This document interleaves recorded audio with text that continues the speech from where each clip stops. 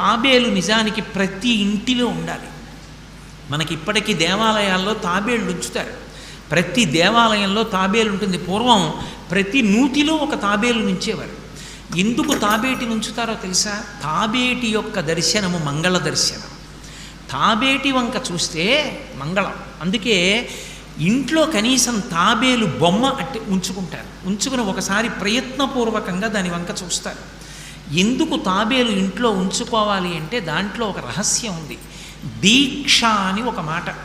దీక్ష అన్న మాట దేనికి అన్వయం అవుతుంది అంటే యజ్ఞానికి అన్వయం అవుతుంది. యజ్ఞం చేసేటటువంటి వాడు దీక్ష స్వీకరిస్తాడు. దీక్షా స్వీకారం చేశాడు అంటే ఇంటి లోపలికి మళ్ళీ వెళ్ళరు. ఇక పూర్తయిన తర్వాతే ఇంట్లోకి వెడతారు. ఇల్లు విడిచిపెట్టి బయటికి వచ్చేసి దీక్షావస్త్రాలు కట్టుకుని మేళతాళాలతో యాగశాల ప్రవేశం చేస్తారు. ఇక ఎప్పుడు మళ్ళీ ఇంటికి వెళ్ళడం? ఆ యాగం అంతా